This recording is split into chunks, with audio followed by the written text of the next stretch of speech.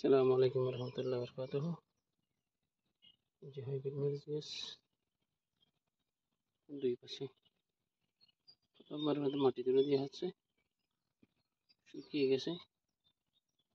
মাটি দেওয়ার পরে রোল বলে, মাটি তুলে দেওয়া বলে, পাড়ি বলে, এক সময় এক জায়গায় একরকম নিয়ম।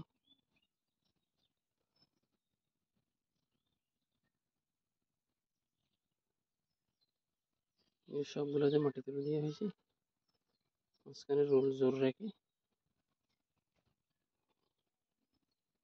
গাছগুলো মোটামুটি আলহামদুলিল্লাহ। এই যে পানি,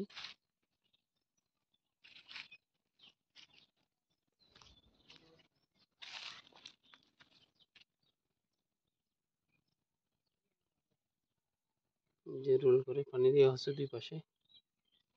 হাইব্রিড মরিচ এগুলো পানি সাথে থাকতে দেওয়া যাবে না, একদম শুকিয়ে দেখা যাবে না, মোটামুটি হালকা পাতলা রসটাকে এভাবেই করতে হবে। এগুলো নিয়মিত পানি দিতে হবে প্রতিদিন, একদম সপ্তাহে অথবা 15 দিন পর একটা নিয়ম করে এগুলো পানি দেওয়া লাগে। এগুলো পানি না দিলে ওই যে এগুলো আপনার তখন ফলন আসবে না। সাথে গোবর দিতে হয়, সার দিতে হয় নিয়মিত পরিমাণ মতো। সার যদি পরিমাণ মতো আপনি না দেন তাহলে এগুলো হবে না।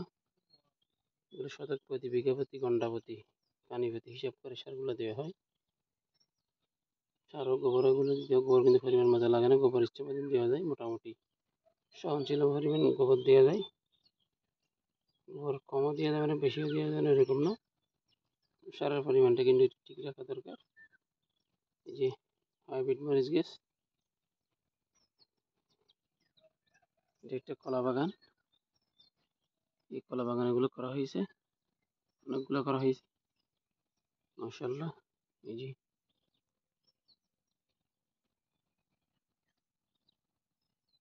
যে হাইব্রিড মরিচ মাশাআল্লাহ, আল্লাহর নিয়ামত আসলে এগুলো বলে শেষ করার মতো না। যে হাইব্রিড গাছগুলো মোটামুটি বেশ ভালো হয়েছে আলহামদুলিল্লাহ, আসলে আল্লাহর নিয়ামত বলে বুঝে শেষ করা যায় না। আসসালামু আলাইকুম।